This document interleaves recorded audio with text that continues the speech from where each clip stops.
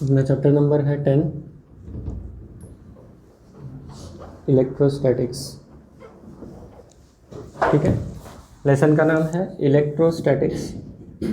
हम लोग lower classes में पढ़ चुके हैं, फिर भी वापस से समझते हैं इसको। इलेक्ट्रो ये वर्ड आया है इलेक्ट्रॉन पे से, और इलेक्ट्रॉन क्या है? Electron is a charge. तो इलेक्ट्रो ये वर्ड एक्चुअली आया है यहाँ से, चार्ज से। और स्टैटिक का मतलब होता है समथिंग एट रेस्ट। तो इस लेसन में हम लोग क्या पढ़ने वाले हैं? We will deal with charges which are at rest. ठीक है, तो चार्जेस है जो मूव नहीं कर रहे हैं और वो रेस्ट पे है, तो वो कैसा कैसा इंटरेक्शन दिखाएंगे, उनमें फोर्सेस किस तरह से होंगे, एनर्जी किस तरह से होगी, वो सारा हम लोग इस लेसन में पढ़ेंगे। ठीक है, तो हम लोग फोर्सेस के बारे में पढ़ने वाले हैं इस लेसन में, फील्ड्स के बारे में भी पढ़ेंगे। ठीक है, और एनर्जी के बारे में पढ़ेंगे, इससे रिलेटेड जो भी होगी। अगर चार्ज मूविंग होता, if charge is moving, charge is moving, तो यहाँ पर दो पॉसिबिलिटी है। एक तो कांस्टेंट स्पीड से, या तो एक्सेलरेटेड। एक तो कांस्टेंट स्पीड से मूव करेगा या तो एक्सेलरेटेड होगा। अगर कांस्टेंट स्पीड से चार्ज मूव कर रहा है तो इसका मतलब है we are studying electric and magnetic fields. Electric current के बारे में पढ़ेंगे एंड मैग्नेटिज्म के बारे में पढ़ेंगे। हमारे नेक्स्ट लेसन है इसके बाद वाले। और अगर एक्सेलरेटेड है तो इलेक्ट्रोमैग्नेटिक वेव्स के बारे में पढ़ेंगे। ये हमारा लास्ट लेसन है। ठीक है, तो ऐसे हमारे सारे लेसन डिवाइडेड हैं बेस्ड ऑन चार्जेस ओनली। तो पूरा पार्ट 2 फिजिक्स क्या है? चार्जेस और फील्ड से रिलेटेड है, electric and magnetic field. So electricity magnetism पढ़ रहे हैं हम लोग। फिजिक्स के मेजर ब्रांचेस में से ये बहुत बड़ा ब्रांच है, which is electricity and magnetism.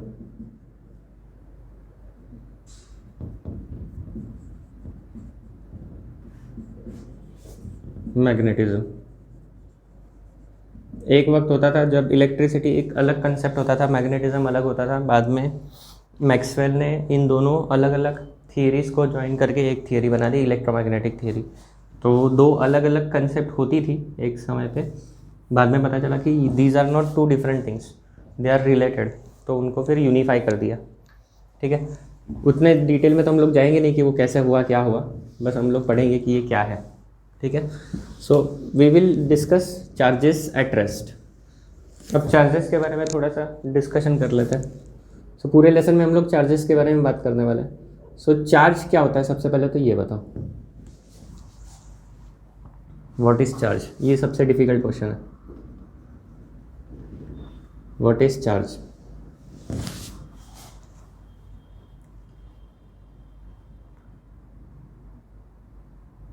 अच्छा, चार्ज सुना है इससे पहले कभी? सभी ने सुना है, ठीक है। इस क्वेश्चन को हम लोग पेंडिंग रखते हैं, हमें नहीं पता है। What are different types of charge? What are different types of charge? ये पता होगा सभी को। एक होता है नेगेटिव, दूसरा होता है positive. So there are 2 types of charge. ठीक है, हर बॉडी में 2 टाइप के चार्ज होते हैं, एक होता है नेगेटिव, दूसरा पॉजिटिव। एटॉमिक स्ट्रक्चर भी पता ही है सभी को, पता है क्या? एटॉमिक स्ट्रक्चर कैसा पढ़ा है आप लोगों ने? ये न्यूक्लियस है। न्यूक्लियस के अंदर कौन कौन है? Protons, neutrons. Protons are positively charge, neutrons have no charge, मतलब न्यूट्रल। जिसको चार्ज नहीं है वो क्या है? न्यूट्रल है। या जिसमें equal number of positive negative charge है वो भी न्यूट्रल है। और इलेक्ट्रॉन्स किधर है फिर? These are electrons revolving around the nucleus. ठीक है, तो ये बेसिक पुराना स्ट्रक्चर पढ़ा है आपको एटम का। लेटेस्ट जो मॉडल है एटम का वो बहुत अलग है, बट एनीवेज। सो ऐसे इलेक्ट्रॉन्स घूम रहे हैं यहाँ पर। Electrons are negatively charge, protons are positively charge. Positive charge centre पे है न्यूक्लियस के अंदर, न्यूट्रल भी है वहाँ पर, न्यूट्रल पार्टिकल्स भी है। तो ये सारा आपने पढ़ा हुआ है। एंड इसमें से पता है हमको कि न्यूक्लियस के अंदर जो चीज़ है वो तो यहाँ वहाँ नहीं जाने वाली, बट इलेक्ट्रॉन कैन मूव, है ना? ये हमको पता है पहले से ही, ये चीज़ हमको पता है।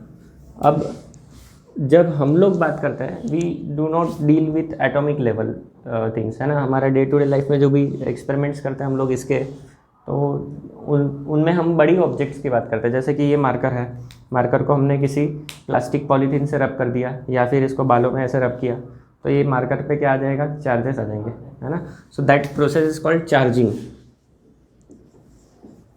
Process of charging. तो ऐसे 3 प्रोसेस होते हैं चार्जिंग के। There are 3 kinds of charging. Number 1 charging by friction, ये आपने स्कूल में पढ़ा हुआ है, इसको हम लोग बोलते हैं स्टैटिक इलेक्ट्रिसिटी। याद आ रहा है कुछ? स्टैटिक इलेक्ट्रिसिटी तो है वैसे ये सारा, उसमें भी इसको हम बोलते हैं फ्रिक्शनल इलेक्ट्रिसिटी।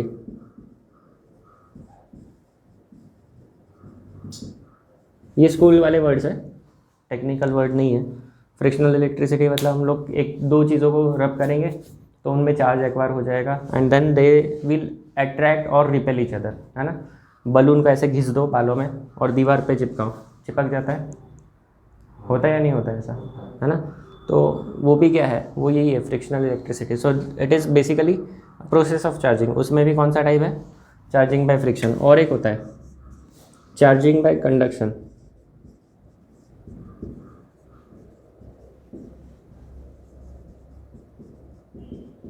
इसमें ऑब्जेक्ट्स को फिजिकली टच करके चार्ज किया जाता है, ठीक है। And third one is charging by induction, induce किया जाता है, मतलब वायरलेस ट्रांसफ़र जैसे होता है वैसा होगा। बताऊंगा ये कैसे कर होता है, हर एक चीज़ कैसे वर्क करती है ये बताऊंगा। ये तो सबसे आसान है चार्जिंग बाय फ्रिक्शन। क्या करना है, एक स्केल ले लो, स्केल वैसे घिसो बालों में और छोटे छोटे पेपर पीस को के नज़दीक लेके जाओ। What will happen, paper pieces will get attracted towards that scale. इसका मतलब क्या है, scale has acquired some charge.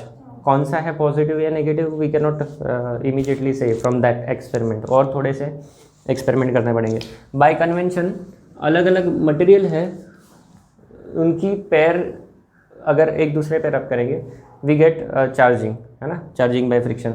जैसे ग्लास रॉड है, सिल्क है, देन एबोनाइट रॉड है, फर है, फिर प्लास्टिक रिफिल एंड पॉलीथीन का बैग, उनको भी रब करोगे तो दे विल एक्वायर चार्ज।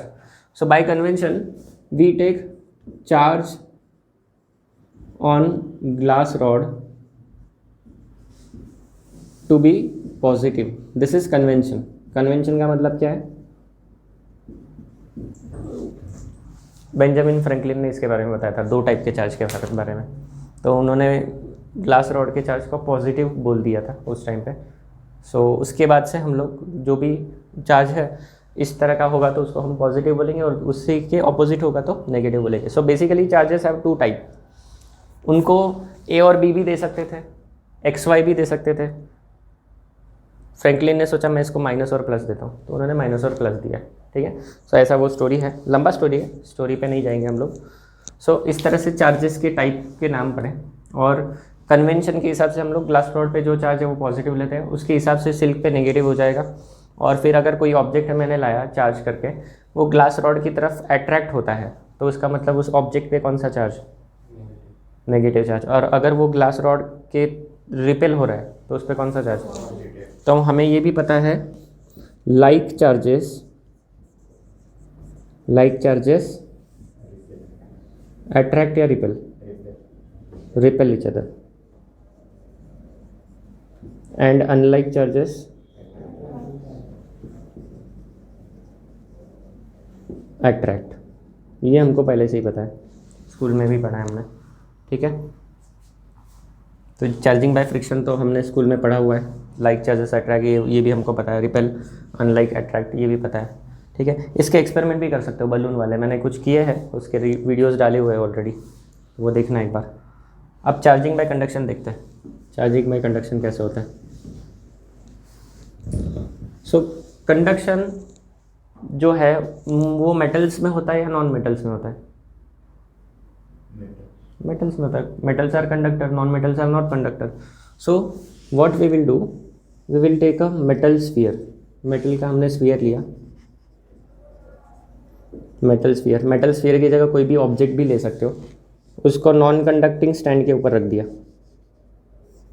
ये स्टैंड है नॉन कंडक्टिंग स्टैंड,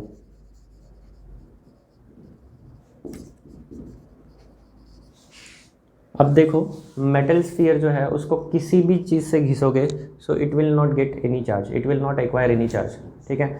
तो इसको चार्ज करने के लिए प्रोसेस कौन सा है, charging by conduction. How we do it, glass rod ले लो, सिल्क के साथ रब करो, ग्लास रॉड पे कौन सा चार्ज आ जाएगा,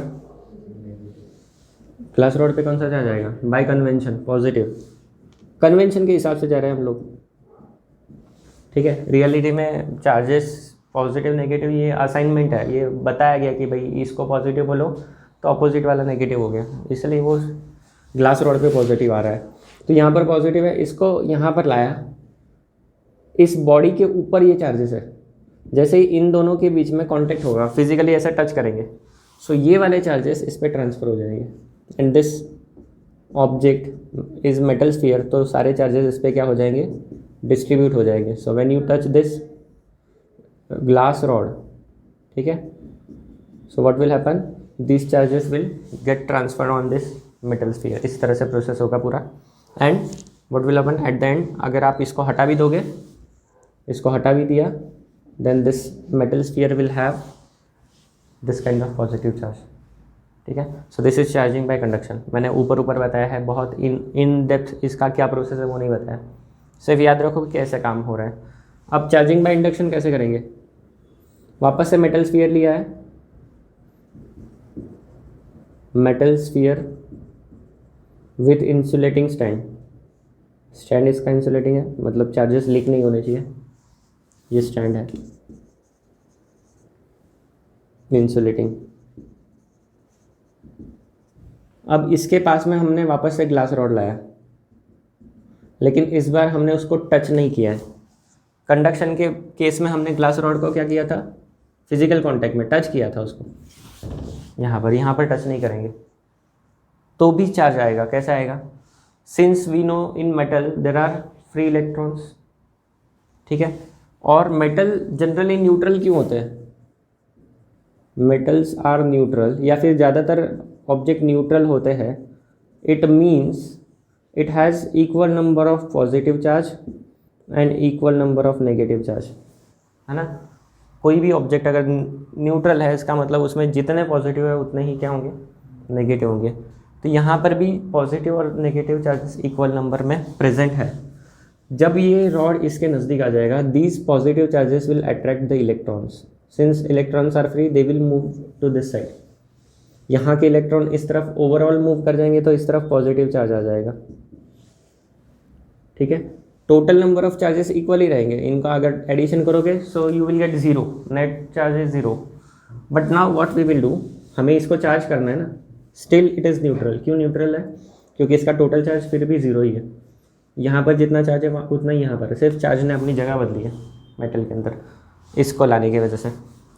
अब अगर हम इसको अर्थ कर दें, इफ़ वी अर्थ दिस, अर्थ का मतलब क्या होता है, अर्थिंग सुना है क्या, अर्थिंग मतलब क्या होता है, कॉपर का प्लेट या फिर वो जब हम केबल डालते हैं तो ग्राउंड में डालते। सही है। हमारे घर में जो मेन स्विच होता है, मेन सप्लाई होता है, उसमें ऐसे आपको 5 डॉट्स मिलता है, ठीक है।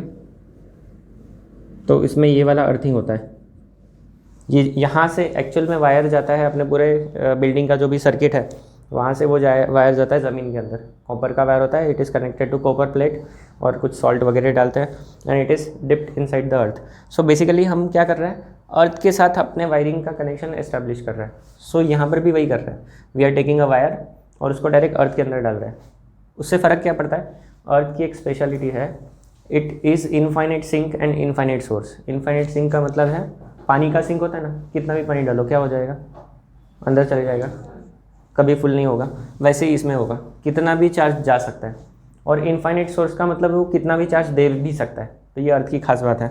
तो यहाँ पर जैसे ही अर्थ को कनेक्ट कर देंगे, अब बताओ इनमें से कौन से चार्ज अर्थ में चले जा सकते हैं, पॉजिटिव या नेगेटिव, कौन से जाने चाहिए, पॉजिटिव जाएंगे। क्यों ये वाले नहीं जाएंगे, इनको इसने खींचा हुआ है, इनको इसने खींचा हुआ है, बट ये पॉजिटिव ऑलरेडी रिपेल कर रहे हैं और इनको जाने के लिए रास्ता मिल गया। तो ये सारे पॉजिटिव चार्जेस क्या करेंगे, दे विल गो इन अर्थ। अब बताओ इस स्फीयर पे क्या बचा, there is excess negative charge, ठीक है, एक्सेस नेगेटिव चार्ज बचा। अब मैंने अर्थिंग हटा दिया, और अब मैंने इसको भी हटा दिया, now what will happen, negative charge है और वो ऐसा नहीं रहेगा। अब ये नेगेटिव चार्ज क्या हो जाएगा, it will distribute equally on the sphere surface, equally spread हो जाएगा। ठीक है, अभी मैंने बताया कि पॉजिटिव चार्ज अंदर जाता है, हमें पता है न्यूक्लियस में पॉजिटिव चार्ज है, वो जगह से नहीं हट सकता। तो इन रियलिटी क्या होगा, अर्थ नेगेटिव चार्ज सप्लाई करेगी, रियलिटी में वो होगा। बट एनीवेज मुझे आपको क्या बताना था, this is how we do charging by induction. ठीक है, charging by conduction, charging by friction, charging by induction, ऐसे 3 प्रोसेस है जिससे हम लोग ऑब्जेक्ट्स को चार्ज कर सकते हैं। And what do you mean bye,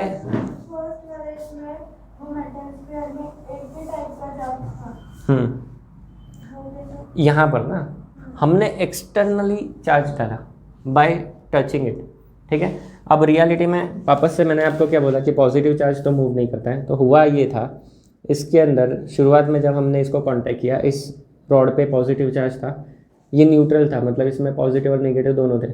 electrons can move, तो वो इलेक्ट्रॉन्स यहाँ से यहाँ आ गए, हाँ ये भी न्यूट्रल होगा और ये क्या हो गया, ये पॉजिटिवली चार्ज हो गया। समझा, ऐसे होता है। बट इन रियलिटी क्या होता है, since this is non conductor, glass rod is non conductor, तो जो पार्ट कॉन्टैक्ट में है उतने ही पार्ट का चार्ज ट्रांसफ़र होता है। अगर ये मेरा रॉड है, ये मैंने इसको हर तरफ से चार्ज किया है, अगर ये वाला हिस्सा मैं कॉन्टैक्ट में लाऊंगा तो सिर्फ इतने ही हिस्से का चार्ज ट्रांसफ़र होगा, यहाँ का नहीं जा सकता, since this is non conductor. और फ्रिक्शनल इलेक्ट्रिसिटी नॉन कंडक्टर्स के साथ होती है, कंडक्टर्स के साथ नहीं होती है। तो कंडक्टर्स को कैसे चार्ज करते हैं, ऐसे।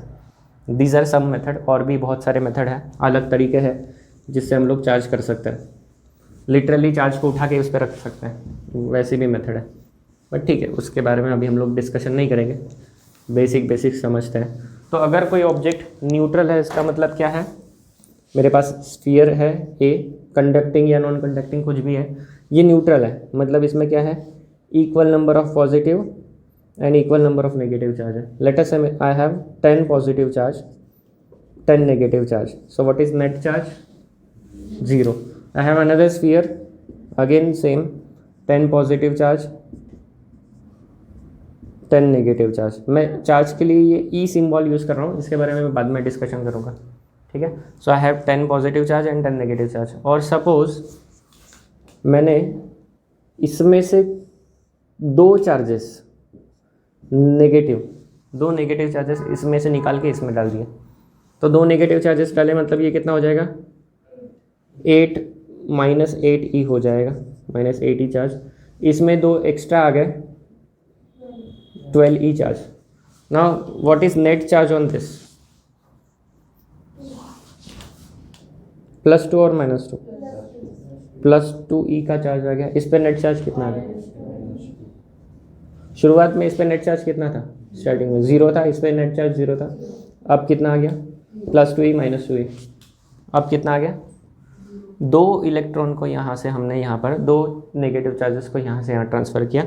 जिसने नेगेटिव चार्जेस दिया वो खुद पॉजिटिव हो जाएगा, जिसने नेगेटिव चार्ज डोनेट किया, डोनर है, ये डोनर है, डोनेट कर रहा है, सो वो पॉजिटिवली चार्ज हो जाएगा। जो नेगेटिव चार्ज लेगा वो क्या हो जाएगा, नेगेटिवली चार्ज हो जाएगा। इनिशियली न्यूट्रल था, अभी चार्ज आ गया। This is what is charging. ठीक है, फ्रिक्शन से भी यही होता है, 2 ऑब्जेक्ट्स के बीच में फ्रिक्शन होता है, जो सरफेस पे इलेक्ट्रॉन्स है एक ऑब्जेक्ट से दूसरे ऑब्जेक्ट पे जंप कर जाते हैं। और ये किस केस में होता है, नॉन कंडक्टर्स में। कंडक्टर्स में क्या होगा, जंप तो करेंगे वापस आ जाएंगे, है ना। तो कंडक्टर के केस में नेट ट्रांसफ़र नहीं आएगा। अगर दोनों के बीच में कॉन्टैक्ट हुआ, आपने फ्रिक्शन से हीटिंग करके इलेक्ट्रॉन्स को एनर्जी दे दिया, इलेक्ट्रॉन में cross from one object to other, but वो वापस से अपने अपनी जगह चले जाएंगे। ठीक है, अब देखो यहाँ पर टेंडेंसी क्या है, ये पॉजिटिवली चार्ज है तो ये इलेक्ट्रॉन्स को वापस खींचेगा, but since these are non conductors, electrons वापस नहीं आएंगे हर केस में, और इसलिए यहाँ पर दोनों ऑब्जेक्ट्स चार्ज हो गए। वही अगर कंडक्टर होते तो चार्जेस कैन ईजिली मूव और वो वापस से अपनी अपनी जगह आ जाते, वापस से न्यूट्रल हो जाता। So we can not charge conductors using frictional electricity. Conductor को किसी और कंडक्टर के साथ घिस लो, नॉन कंडक्टर के साथ घिस लो, घिसने से वहाँ पर चार्जेस नहीं आएंगे। तो मेटल्स के लिए कैसे चार्जिंग करना है, charging by conduction, charging by induction, 2 process है। ठीक है, ये क्लियर है। Now what about total charge, total charge कितना है इन इस पूरे सिस्टम का, अभी कितना है, टोटल पॉजिटिव कितना है 10 और 10 20, टोटल नेगेटिव कितना है 20, और अगर +20 -20 करो तो वैसे भी 0 है। सो इस वक्त net charge 0, positive charge 20, negative charge 20। शुरुआत में क्या था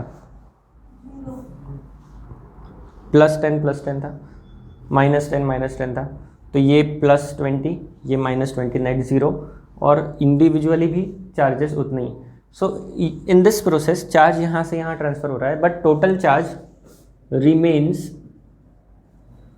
रिमेन्स कांस्टेंट। मतलब क्या है कंजर्व्ड, और कंजर्व्ड का मतलब क्या होता है रिमेन्स कांस्टेंट।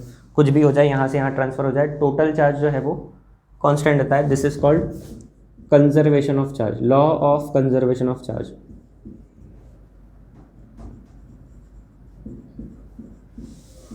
बुक में मिल जाएगा, पढ़ लेना। क्या है the total charge of an isolated system remains conserved, this is law of conservation of charge. आपकी बुक में देखो पेज 188 पे दिया हुआ है प्रोसेस ऑफ चार्जिंग, जो बता रहा हूँ ना मैं, वो पेज 188 पे है। इंसुलेटेड कंडक्टर है 10.1 में, उसके बाद positive charge is neutralised bye electron from the earth, वही बताया वो। अर्थिंग करने के बाद क्या हुआ, देन अर्थिंग रिमूव कर दिया तो नेगेटिव चार्ज बच गया, और रॉड भी रिमूव कर दिया तो टोटल नेगेटिव चार्ज। तो charging by conduction, charging by induction बताया हुआ है वहाँ पर, ठीक है। तो हमने तीनों प्रोसेस पढ़ लिया है चार्जिंग के। अब जो चार्ज की प्रॉपर्टी है यहाँ पर हम 2-3 प्रॉपर्टी हमने ऑलरेडी पढ़ ली है, उसमें से एक प्रॉपर्टी तो ये। दूसरी प्रॉपर्टी क्या है चार्ज की, if you look at this, हम इसका एडिशन कर रहे हैं। So charge has additive property. Additive property मतलब क्या, हम उसको सिंपली ऐड कर सकते हैं, मैथमेटिकल एडिशन किया हमने। We have not considered the directions. मतलब चार्ज क्या है, स्केलर या वेक्टर, स्केलर है, दिख रहा है यहाँ पर, क्योंकि हम इसको सिंपल एडिशन कर रहे हैं, कुछ नहीं देख रहे किस तरफ जा रहा है क्या है, कुछ नहीं। So we are just adding it. So charge has additive property, additive nature of charge. Gold leaf electroscope सुना है क्या इससे पहले? इलेक्ट्रोस्कोप आपको स्कूल में पढ़ाया होगा। इलेक्ट्रोस्कोप क्या होता है, आप गोल्डलीफ, ये एक्सपेरिमेंटल है, एक्सपेरिमेंटल सेटअप बताया उन लोगों ने। आप घर पे भी बना सकते हो इलेक्ट्रोस्कोप। वैक्यूम चेम्बर होता है, घर पे बनाने के लिए कोई ज़रूरत नहीं, इतना सब हाईली सोफिस्टिकेटेड सिस्टम की ज़रूरत नहीं है। What you will need is a glass, खाली ग्लास चाहिए। उसके ऊपर एक कार्डबोर्ड रखो, एक पेपर क्लिप होता है उसका ऐसा यू शेप बना लो, पेपर क्लिप को फोल्ड करके, और यहाँ पर एल्यूमिनियम फॉइल जो होता है ना, उसके 2 स्क्वायर शेप के या रेक्टेंगुलर शेप के टुकड़े उसके अंदर लटका दो, बन गया इलेक्ट्रोस्कोप। अब करना क्या है, इसको ऐसे रब करके चार्ज करना है, यहाँ पर टच करना है इस टॉप पार्ट पे। कोई भी चार्ज ऑब्जेक्ट को टच कर दो, चार्ज्ड रॉड या कुछ भी टच कर दो, what will happen, since this is metal, सारा चार्ज ट्रांसफ़र हो जाएगा यहाँ पर। दोनों, अगर ये पॉजिटिव चार्ज है तो दोनों तरफ पॉजिटिव चार्ज आ जाएगा, and what will happen to this aluminium foil, ऐसे हो जाएंगे, रिपेल करेंगे, हुक के अंदर लटके हुए हैं ना, ऐसे दूर हो जाएंगे। तो इससे क्या पता चल रहा है, आपने रॉड को चार्ज कर दिया, ये पता चल रहा है। So this device is called electroscope. Actual device में अंदर वैक्यूम वगैरह होता है, फिर ये दोनों जो मेटल फॉइल है उसकी जगह हम लोग यूज़ करते हैं गोल्ड की फॉइल, है ना। घर में हम लोग इतना खर्चा तो नहीं करेंगे, एल्यूमिनियम फॉइल यूज़ करेंगे। तो भी यू कैन चेक दिस, है ना, ये एक्सपेरिमेंट कर सकते हो to check the presence of charge, charge है या नहीं किसी ऑब्जेक्ट पे। देखो वहाँ पर वो दिखाया है उन लोगों ने, पेज 189 पे है, क्लासिक इंस्ट्रूमेंट। हाँ, ये दिखाया रहता है और ये घर में बना सकते हैं ना, कौन सी बड़ी बात है। मेटल डिस्क वगैरह यूज़ किया उन लोगों ने, सोफिस्टिकेटेड डिवाइस बनाया उन लोगों ने, हम लोग ऐसे ही घर में भी बना सकते हैं छोटा सा device. So this device can detect charges, है ना, चार्जेस है या नहीं किसी बॉडी पे, तो ये यहाँ से चेक कर सकते हैं।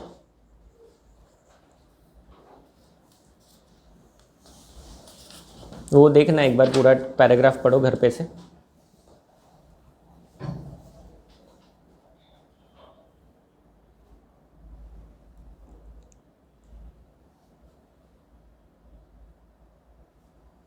यहाँ पर ना बच्चों एक क्वेश्चन पूछा गया था, सिंपल क्वेश्चन है, मैं आपको पूछता हूँ, आप लोग मुझे बताना। चार्जेस के बारे में और थोड़ा सा जान लेते हैं। जो बेसिक स्मॉलेस्ट चार्ज जो है, smallest charge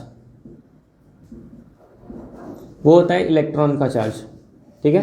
it is smallest available charge is electrons charge. उससे भी छोटे फ्रैक्शनल चार्जेस होते हैं बट फ्रीली अवेलेबल नहीं है। तो फ्रीली अवेलेबल चार्ज कौन सा है? It is electron, and charge of that electron is -1.6 into 10⁻⁻19। मैं नेगेटिव साइन नहीं दे रहा हूँ। And unit of that charge is Coulomb. Unit of charge क्या है? कूलॉम। साइंटिस्ट का नाम है, उसी के नाम पे से पड़ा हुआ है, ठीक है। So this is smallest unit of charge. तो कोई भी ऑब्जेक्ट है उस पर जो चार्ज आएगा वो इसका मल्टीपल होगा। अगर मेरे पास लेट अस से ये मार्कर है, मैंने 2 इलेक्ट्रॉन इसको दे दिए, तो चार्ज कितना हो जाएगा? इसका ट्वाइस। क्या मैं 1.5 इलेक्ट्रॉन दे सकता हूँ, एक आखा और एक आधा इलेक्ट्रॉन दे सकता हूँ? वैसा नहीं हो सकता। This is the smallest charge possible. So fractional charges हम लोग किसी ऑब्जेक्ट पे नहीं ला सकते, इसके मल्टीपल ला सकते हैं। सो इसको हम लोग सिर्फ ई बोलेंगे। This charge small is called small e, है ना। और इलेक्ट्रॉन के लिए ये नेगेटिव होता है तो माइनस साइन दे दो। प्रोटॉन होगा तो ये पॉजिटिव हो जाएगा, प्लस साइन दे दो, ठीक है। अब किसी भी ऑब्जेक्ट पे अगर चार्ज क्यू है, so that charge will be integer multiple of this charge. जैसे मैंने बताया, अगर 2 इलेक्ट्रॉन आ गए तो ट्वाइस हो जाएगा, 100 आ गए तो 100 टाइम्स हो जाएगा, 1 करोड़ आ गए तो 1 करोड़ टाइम्स हो जाएगा। समझ रहे हो? और जो रियल हम लोग ये चार्जिंग पढ़ते हैं ना, इसमें 2-4 चार्जेस यहाँ से वहाँ नहीं जाते। Thousands of charges get transferred from one body to another body, तब जाके हमें इलेक्ट्रोस्टैटिक इफेक्ट दिखते हैं, ठीक है। पढ़ाते वक्त मैं 2 या 4 चार्जेस से पढ़ाऊंगा, लेकिन रियलिटी में there are thousands of electron which get transferred from one object to other object, और उसकी वजह से वो चार्जिंग होता है, ठीक है। तो ये याद रखना, ये फॉर्मूला बहुत काम का है। Q equal to n e, where n is integer number. N क्या है? इंटीजर है। इंटीजर मतलब क्या? It can take value. कौन सी वैल्यू ले सकता है इंटीजर? -1, -2, -3, -4, +1, +2, 0 भी ले सकता है, +3, +4, 1.5 ले सकता है क्या? नहीं। तो कोई भी ऑब्जेक्ट में 5 × 10⁻⁻19 कूलम हो सकता है क्या चार्ज? 5 × 10⁻⁻19 कूलम। किसी भी ऑब्जेक्ट में 5 × 10⁻⁻19 कूलम हो सकता है क्या? yes. 1.6 को कितने से मल्टीप्लाई करोगे तो 5 आ जाएगा?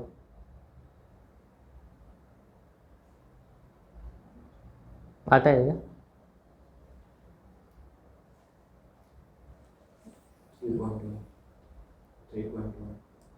तो 3.1 इलेक्ट्रॉन्स ट्रांसफ़र कर सकते हैं क्या? नहीं कर सकते ना। So it is not possible. Integer multiple नहीं है ना, इंटीजर से मल्टीप्लाई करना है। 1.6 को मल्टीप्लाई करो इंटीजर से, 2 से करो, कितना आ जाएगा? 3.2 कूलम का चार्ज हो सकता है। 3.2 × 10⁻⁻19 कूलम हो सकता है। फिर 3 टाइम्स कर दो, कितना हो जाएगा? 4.8 × 10⁻⁻19 कूलम भी हो सकता है। 5 × 10⁻⁻19 कूलम हो सकता है क्या? फिर नहीं हो सकता। समझ में आ रहा है?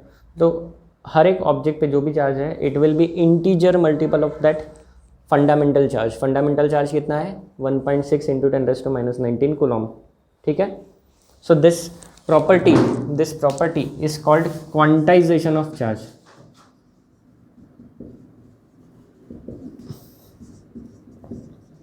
इस प्रॉपर्टी को हम लोग क्या बोलेंगे? सर 5 से होगा ना, 16 को 5 से मल्टीप्लाई करना, 1.6 को 5 से।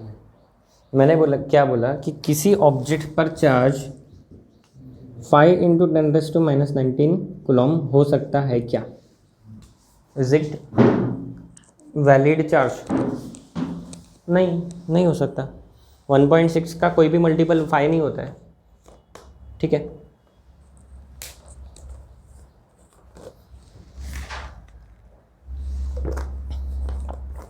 इसको चेक कैसे करोगे? ये हर बार ऐसे इजी वैल्यूज थोड़ी ना देंगे ओरली करने के लिए। तो कैसे चेक करोगे whether the charge is valid और नॉट? आपको ये करना है, इसको इस फॉर्मूला को ऐसे लिखना है, n equal to q by e. आपको जो भी चार्ज दिया है डिवाइडेड बाई ई। अगर रेशो इंटीजर आता है then that charge is possible, ratio integer नहीं आता है then that charge is not possible, है ना। एक क्वेश्चन करो इस फॉर्मूला पे बेस्ड। देखो क्वेश्चन, अ कॉइन ये क्वेश्चन करो, अ coin has a charge of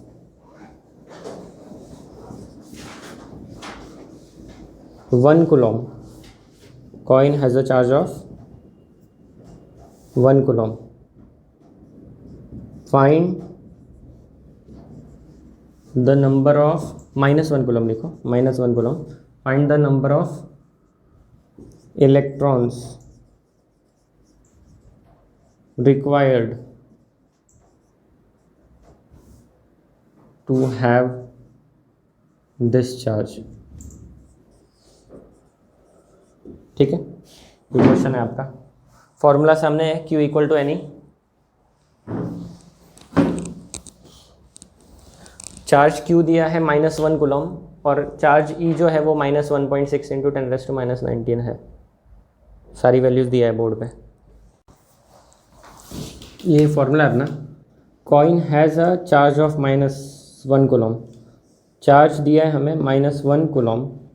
find the number of electrons, n find करना है, which required to have this charge. तो एक इलेक्ट्रॉन में चार्ज कितना होता है, -1.6 इंटू 10⁻⁹ कूलम। ये हो गया एक इलेक्ट्रॉन का चार्ज E। तो हमारा फॉर्मूला क्या है, Q equal to n e, n equal to q by e. So n equal to q by e लिखेंगे, वैल्यूज़ डालते हैं। Q इज़ -1, E कितना है -1.6 इंटू 10⁻⁹। तो बस यही करो, 1/1.6 होता है 0.625, 10⁻⁻⁹ हो जाएगा।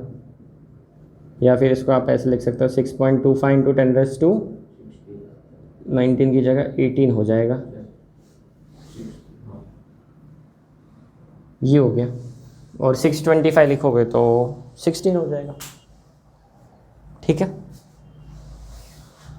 इजी था। हाँ मग फॉर्म्युला समोरच आहे ना, उलटा नाही करायला पाहिजे।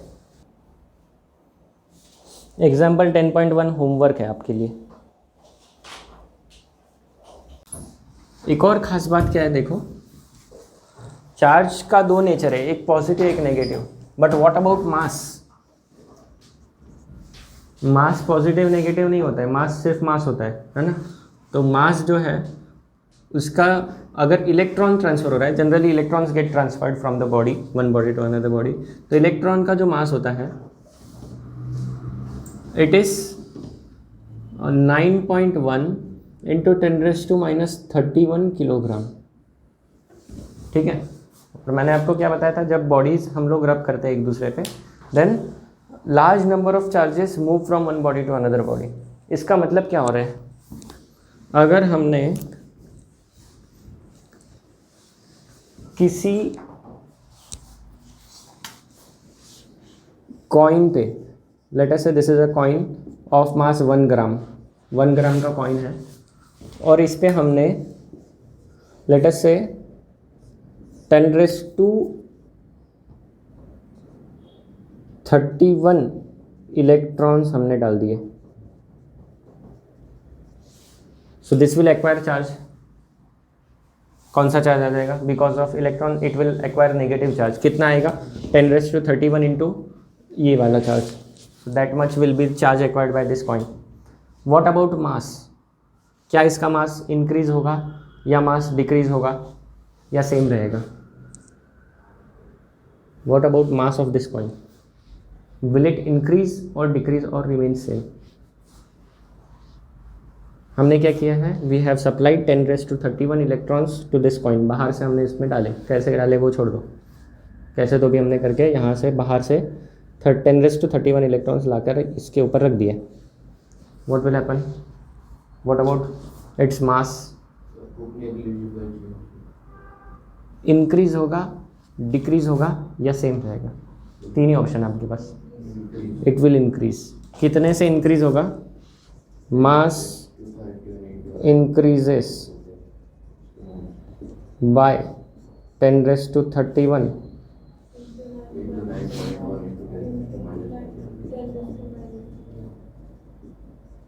तो ये कितना हो गया? 9.1 किलोग्राम से मास बढ़ जाएगा.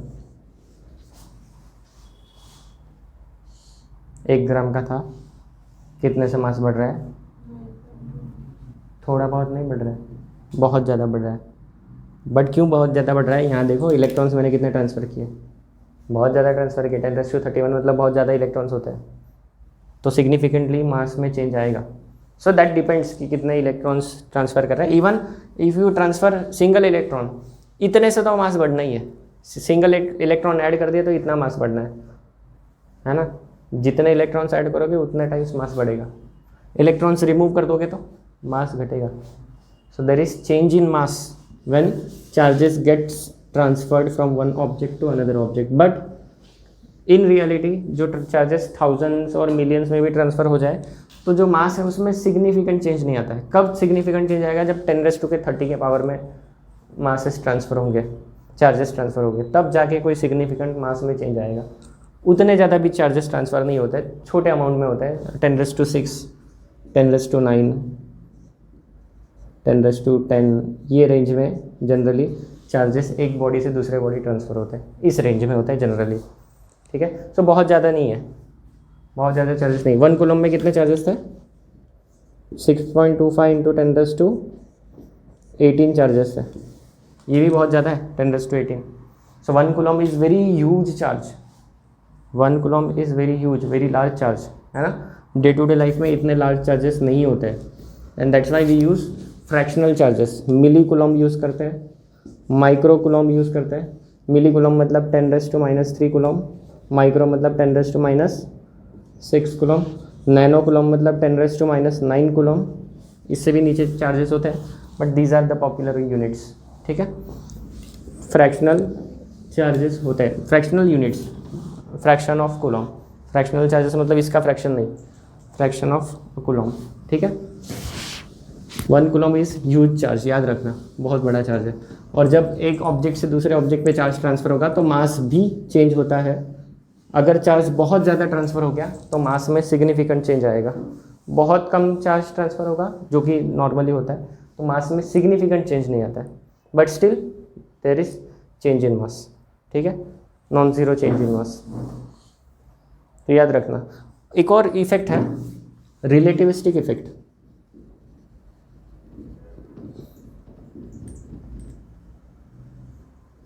मास जो है when objects move at relativistic speed, relativistic speed मतलब speeds comparable to speed of light, then mass value of mass changes.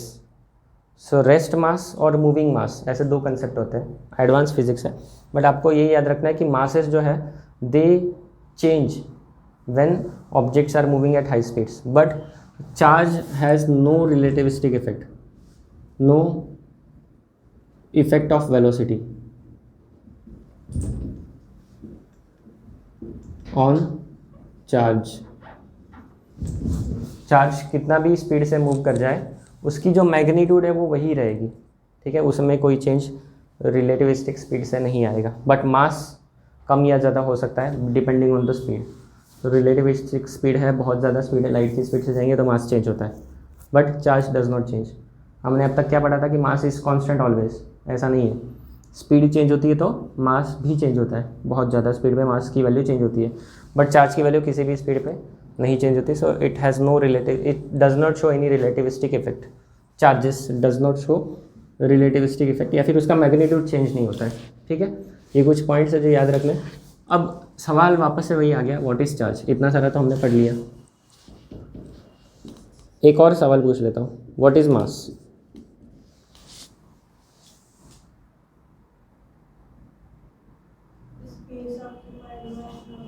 So that is volume. Space occupied by object is volume, not mass. Matter present in a body is mass, है ना. तो ये exact definition नहीं है ये सारे. This is the fundamental property of body, mass is a fundamental property due to which objects experience gravitational force. ये exact definition है मास का। क्या डेफिनेशन है? Mass is a fundamental property because of which the objects experience gravitational force और gravitational effects, and charge is fundamental property, it is fundamental property due to which objects experience electromagnetic forces. So in terms of fundamental forces हम लोग बात कर रहे हैं। Nature में 4 fundamental forces है। अगर किसी चीज़ को मास है तो ये ग्रेविटेशनल इंटरेक्शन दिखाएगा, फंडामेंटल इंटरेक्शन। तो मास ये वो प्रॉपर्टी है जिसके वजह से ग्रेविटेशनल इंटरेक्शन आता है। वैसे ही चार्ज ये वो प्रॉपर्टी है जिसकी वजह से इलेक्ट्रोमैग्नेटिक इंटरेक्शन दिखता है हमें, ठीक है। So object experience electromagnetic interaction due to this fundamental property. So basically these are fundamental property. इनको कोई ऐसा एग्जैक्ट डेफिनेशन तो हम लोग नहीं बना सकते, अलग अलग तरीके से इसको एक्सप्लेन किया जा सकता है। उसमें से एक तरीका क्या है? इंटरेक्शन का तरीका, क्योंकि हमारे पास 4 बेसिक नेचुरल इंटरेक्शन प्रेजेंट है, gravitational, electromagnetic, weak and strong interaction. याद है ना? इंटरेक्शन का मतलब होता है फोर्स। सो इसमें से ग्रेविटेशनल फोर्स अगर दिखा रहे हैं ऑब्जेक्ट तो वो कौन सी प्रॉपर्टी की वजह से? मास की वजह से। और इलेक्ट्रोमैग्नेटिक फोर्सेस जो प्रेजेंट है वो कौन सी प्रॉपर्टी की वजह से है? Due to charge. So charge is basically fundamental property है। किसी भी नेचर में जो ऑब्जेक्ट्स होते हैं उनकी कुछ प्रॉपर्टीज़ फंडामेंटल होती है, उनकी इंट्रिंसिक खुद की कुछ खास बात है, उसमें से ये है चार्ज और मास, ठीक है। जैसे मास है उसी तरह का चार्ज है। इलेक्ट्रॉन्स ऐड केल्यावर मास कसं काय चेंज होतं मला नाही समजलं। एक इलेक्ट्रॉन जेव्हा आपण लेटर से आई हैव ऑब्जेक्ट, उसका कुछ तो मास है, कुछ न्यूट्रल है, न्यूट्रल ऑब्जेक्ट है और उसको कुछ तो मास m है, और मैंने क्या किया इसमें एक इलेक्ट्रॉन ऐड किया। तो इलेक्ट्रॉन जब ऐड कर रहे हैं तो चार्ज कितना आ जाएगा? माइनस, ये इस पे आ जाएगा। इलेक्ट्रॉन आ रहा है तो इलेक्ट्रॉन का मास भी तो है। इलेक्ट्रॉन का मास कितना है? 9.1 इंटू 10⁻³ किलोग्राम। ये इलेक्ट्रॉन का मास है। ये पूरा का पूरा इलेक्ट्रॉन साथ में जा रहा है इसके अंदर, है ना। तो वो अपना चार्ज भी तो दे रहा है और अपना मास भी दे रहा है इसको, तो इसका मास बढ़ जाएगा। कितने से बढ़ेगा? इतने से। अब एक इलेक्ट्रॉन की बात किया, रियलिटी में बहुत सारे इलेक्ट्रॉन्स ट्रांसफ़र होता है, तो उतना टाइम्स इसका उतना टाइम्स, लेटर से 1000 हो गए तो इसका 1000 टाइम्स मास बढ़ जाएगा, ठीक है। m में 1000 इंटू दिस उतना मास बढ़ेगा, और चार्ज कितना हो जाएगा? 1000 इंटू दिस। तो जो हमने फॉर्मूला बताया ना, Q = NE, इससे हमें पता चलेगा कितना चार्ज आया। वैसे ही हम लोग मास के बारे में भी बता सकते हैं। Increase in mass equal to mass of electron into number of electrons. तो हम इससे बता सकते हैं कि इतना मास इंक्रीज हो रहा है। सेम फॉर्मूला बनाया मैंने। सो क्वांटाइजेशन ऑफ मास भी ऐड हो रहा है यहाँ पर, ठीक है। जैसे मैंने चार्ज के लिए बताया कि फंडामेंटल चार्ज होता है 1.6 इंटू 10⁻⁻19 स्मॉलेस्ट चार्ज।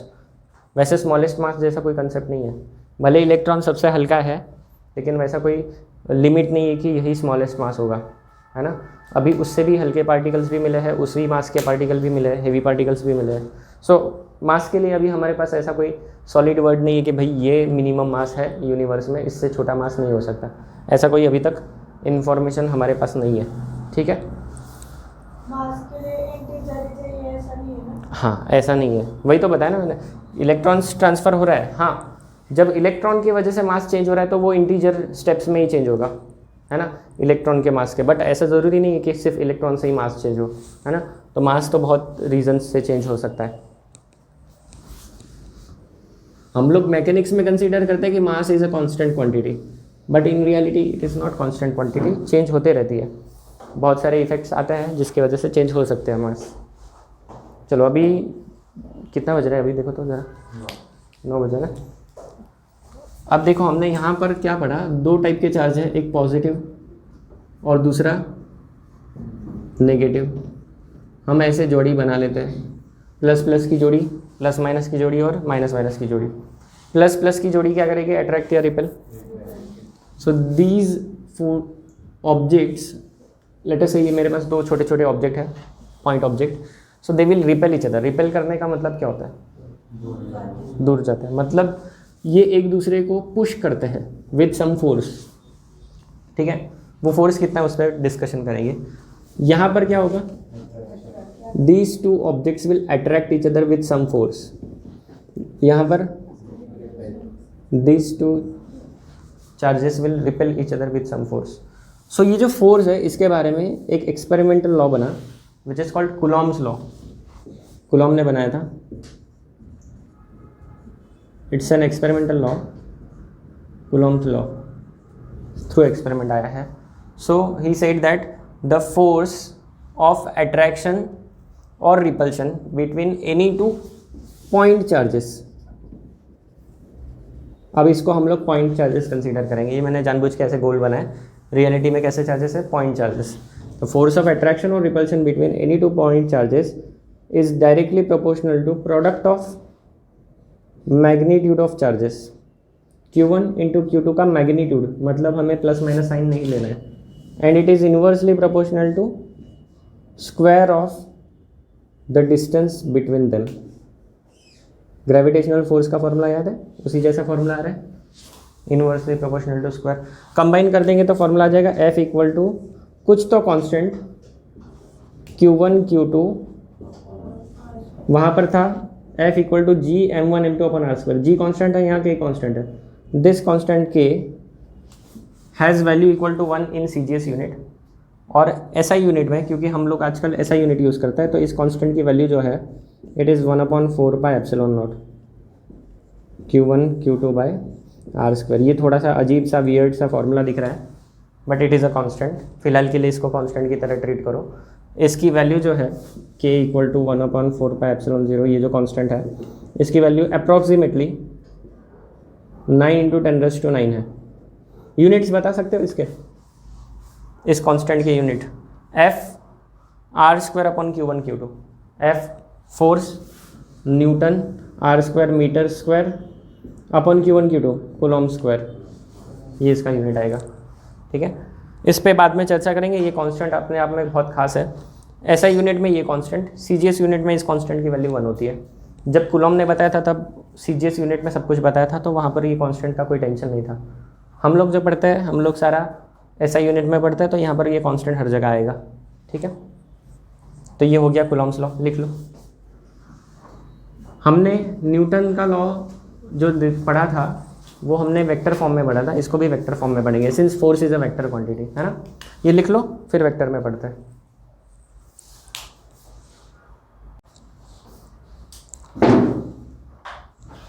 अब ये जो फॉर्मूला बना है ना, F equal to 1/4 pi epsilon 0 Q1 Q2 upon r square, ये पूरा स्केलर में लिखा है, but we know that force is a vector quantity, तो इसी फॉर्मूला को हमें वेक्टर में भी लिखते आना चाहिए, ठीक है। तो हम लोग इसको वेक्टर में पढ़ते हैं कैसा आएगा।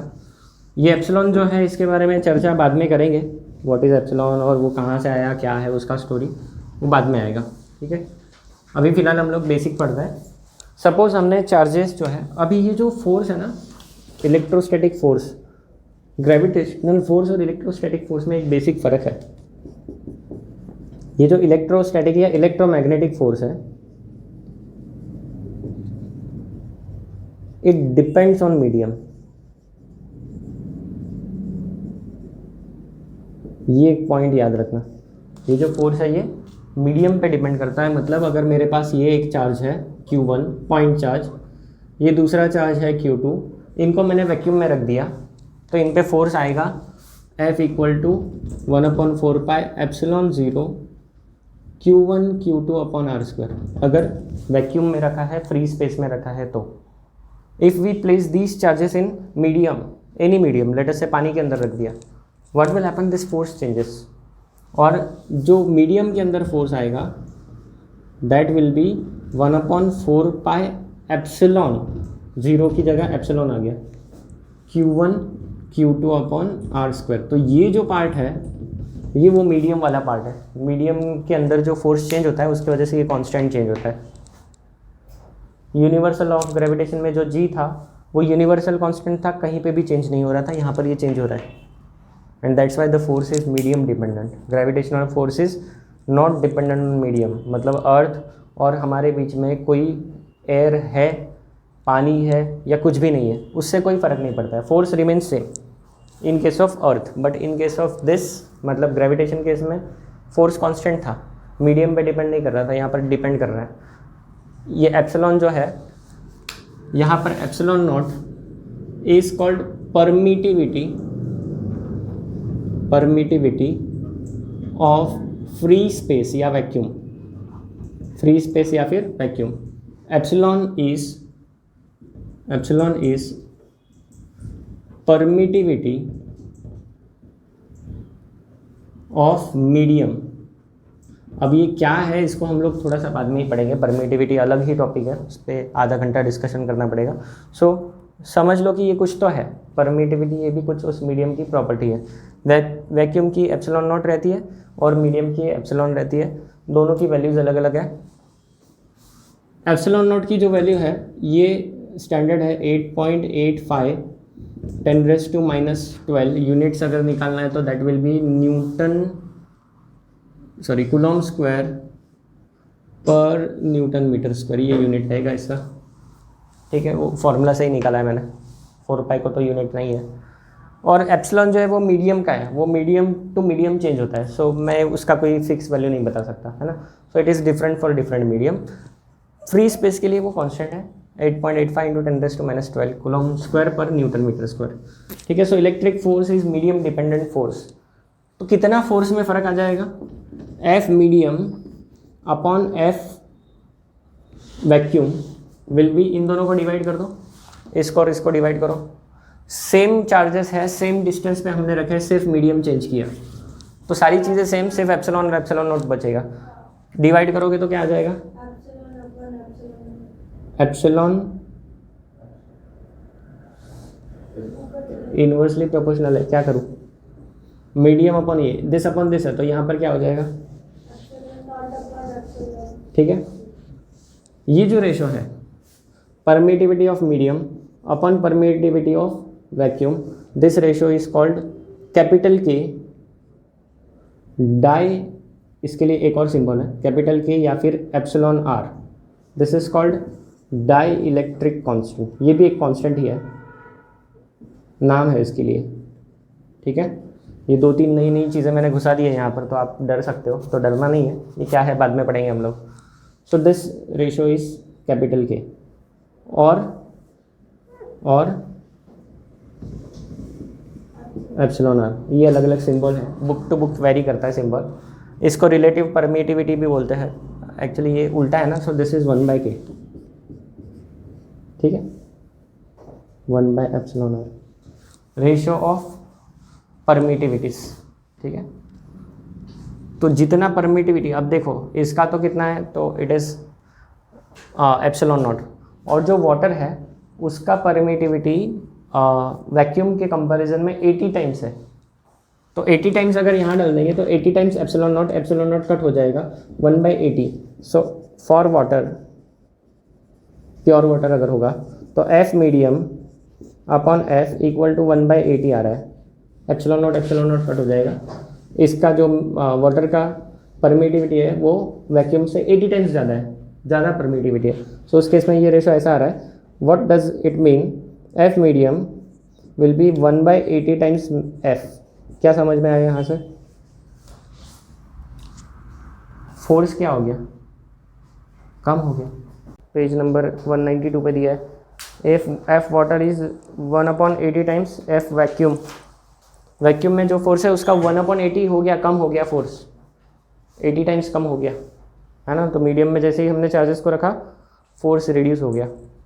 इट डिपेंड्स कौन सा मीडियम है, ये तो मैंने वाटर के लिए बताया कि ये 80 होता है ratio, K capital K is 80, dielectric constant for water is 80, है ना। सो मटेरियल मीडियम में फोर्स जो है it reduces by a factor of K, it reduces by a factor of K, 1/k हो जाएगा, जो भी के की वैल्यू होगी उतना कम हो जाएगा, ठीक है। तो ये कुछ पॉइंट्स है जो याद रखना है। अब 1 कूलम जो है, 1 coulomb is basically charge, unit of charge, 1 coulomb is unit of charge, ऐसा यूनिट ऑफ चार्ज है। तो ये कितना होता है, इसका डेफिनेशन हम लोग बना सकते हैं फ्रॉम दिस फॉर्मूला। क्या है, F equal to 1/4πε0 Q1 Q2 upon R square.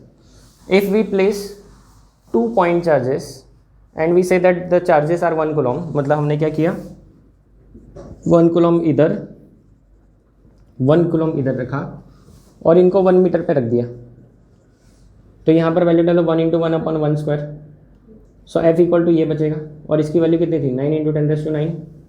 So F equal to क्या हो जाएगा, 9 × 10⁹ अप्रॉक्सीमेटली, यूनिट आएगा न्यूटन फोर्स है इसलिए। So when we place any 2 point charges, any 2 identical point charges, identical है, at a separation of 1 meter, if we place any 2 identical point charges at a separation of 1 meter and if they repel each other by this much force, 9 × 10⁹, then we can say that those charges are 1 coulomb charge। ये हो गया definition of 1 coulomb। याद आ रहा है, ऐसा कुछ आपने school में भी पढ़ा है, ऐसे ही थोड़ा बहुत 1 वोल्ट का डेफिनेशन पढ़ा होगा, रेजिस्टिविटी का डेफिनेशन पढ़ा होगा, ऐसा ही कुछ तो था। ठीक है, वापस से सुन लो। हाँ, मैं क्या बता रहा हूँ यहाँ पर, 1 कूलम का डेफिनेशन बता रहा हूँ। मुझे नहीं पता है कि ये 1 कूलम है या नहीं, लेकिन अगर मेरे पास कोई अननोन चार्जेस है Q1, दूसरा भी Q1, क्योंकि आइडेंटिकल बोला है, प्लस तो प्लस माइनस तो minus. So if we have 2 identical charges separated by distance of 1 metre and if they repel each other by this much force, it means that these charges must be equal to 1 coulomb। मतलब इससे 1 coulomb का definition बना, 1 coulomb is that charge which when placed at a distance of 1 meter from identical charge experiences a force of repulsion equal to 9 × 10⁹ Newton. ये बन गया definition, book में पढ़ो, दिया है, पेज नंबर है 192।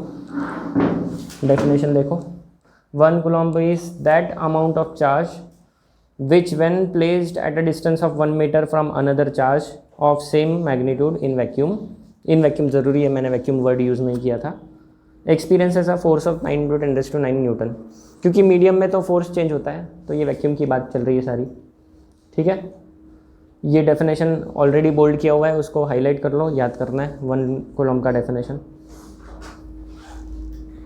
और ये चार्ज बहुत ज़्यादा है, क्योंकि फोर्स भी देख लो, 10⁹ न्यूटन, मतलब बहुत ज़्यादा है। तो प्रैक्टिकल केसेस में हम लोग जो डे टू डे लाइफ में चार्जेस एक्सपीरियंस करते हैं वो बहुत कम होता है, माइक्रो कूलम, नैनो कूलम, मिली कूलम, ये यूनिट्स में होंगे। नैनो कूलम मतलब कितना, 10⁻⁹, माइक्रो मतलब 10⁻⁶ और मिली 10⁻⁻3। ठीक है, ये कुछ स्टैंडर्ड याद रखना वैल्यूज़। एग्जाम्पल 10.2 देखो तो जाना पहचाना है क्या? अभी किया था क्या हमने? हाँ। उसके बाद Coulomb's law in vector form. अब सिंस ये फोर्स है तो इसको वेक्टर में लिखना ज़रूरी है, और वेक्टर्स की बात आ गई तो हमारे पास क्या चाहिए, पोजीशन वेक्टर चाहिए, कोऑर्डिनेट सिस्टम चाहिए, सब कुछ चाहिए, है ना। सो लेट अस डिफाइन सम कोऑर्डिनेट सिस्टम, पोजीशन वेक्टर, सब कुछ डिफाइन करते हैं। अभी तक मैंने जो चार्जेस बनाए थे ऐसे ही बोर्ड पे बना दिए थे। Now we will choose a coordinate system like this, XYZ coordinate system है, and I have placed 1 charge here at this point. By the way, what do you mean by point charge?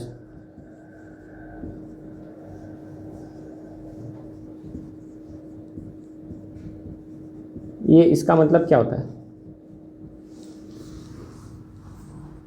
Point charge मतलब क्या?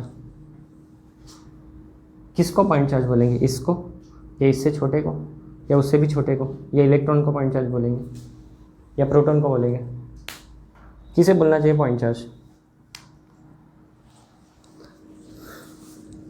अगर ये मेरा charge है Q1, ये मेरा charge है Q2, इसका साइज़ इतना है, इन दोनों के बीच का डिस्टेंस इतना है।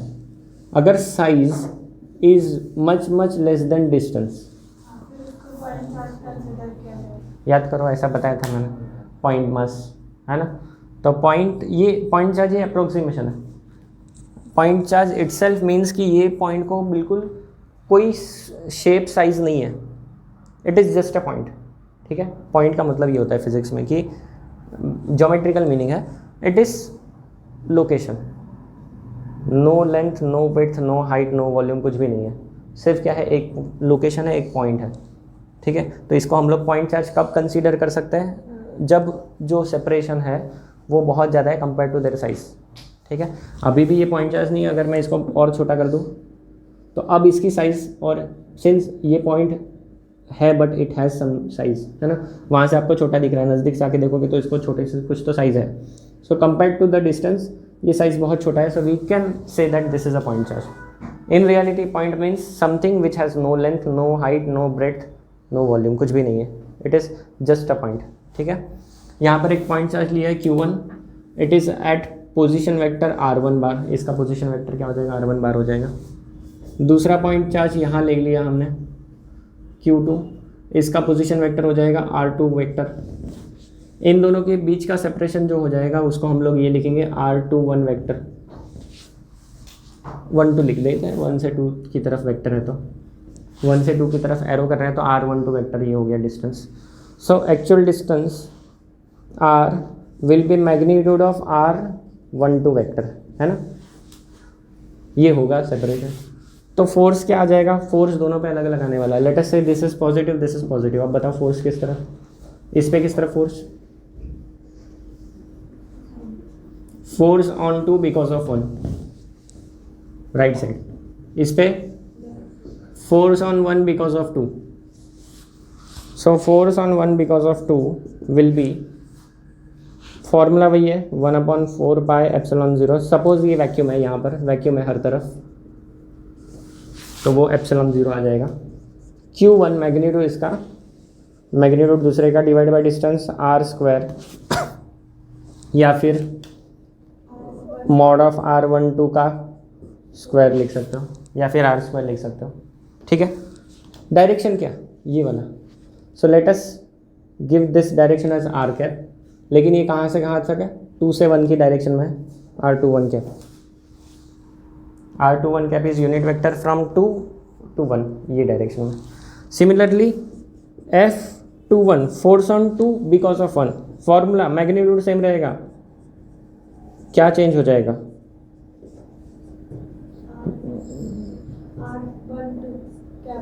डायरेक्शन चेंज होगा, डायरेक्शन इस तरफ है, R 1 से 2 की तरफ है, देख लो यूनिट वेक्टर कहाँ से कहाँ है, 1 से 2 की तरफ, ये ऐसा आ गया। अब एक यूनिट वेक्टर इधर, एक यूनिट वेक्टर इधर, मैग्नीट्यूड यूनिट वेक्टर की 1 होती है, व्हाट अबाउट डायरेक्शन, ऑपोजिट है, मतलब इनमें क्या रिलेशन है, but we can write R12 cap is equal to minus of R21 cap. Magnitudes देख लो, दोनों फोर्स की मैग्नीट्यूड बराबर है, डायरेक्शन अपोजिट दिख रही है। अगर मैं ये वैल्यू यहाँ डाल दूँ तो कोई भी एक फार्मूला में माइनस साइन आ जाएगा और फार्मूला सेम हो जाएंगे। This implies F12 vector is minus of F21 vector, the force is equal in magnitude and opposite in direction, action reaction pair जैसा है ना, equal in magnitude opposite in direction. ये हो गया Coulomb's law in vector form अपने book के हिसाब से। अब इस पर बहुत सारे क्वेश्चंस हैं अलग अलग। एग्जाम्पल 10.3 देखो बुक में क्या बोला है,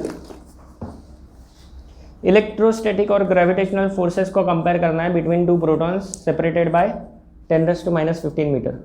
आर दिया है 10⁻15 मीटर, जी दिया हुआ है और प्रोटॉन का मास और उसका चार्ज वगैरह दिया है। चार्ज तो अपने को पता है, प्रोटॉन का चार्ज कितना है 1.6 इंटू 10⁻19 कूलम। तो देखो पहले F निकाला, इलेक्ट्रिक फोर्स, वैल्यूज डाली, Q1 Q2 की वैल्यू कितनी है, देखो Q1 Q2 की वैल्यू,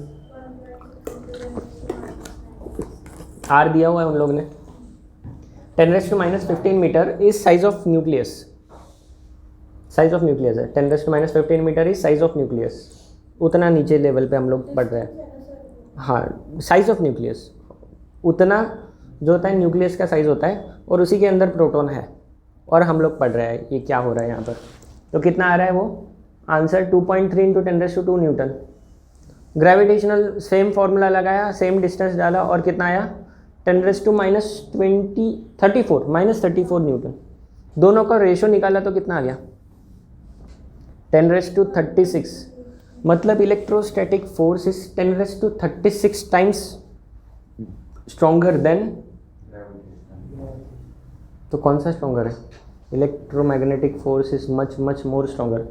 इलेक्ट्रोस्टैटिक हम लोग इस लेसन में बात कर रहे हैं, but it is in reality electromagnetic force, ठीक है।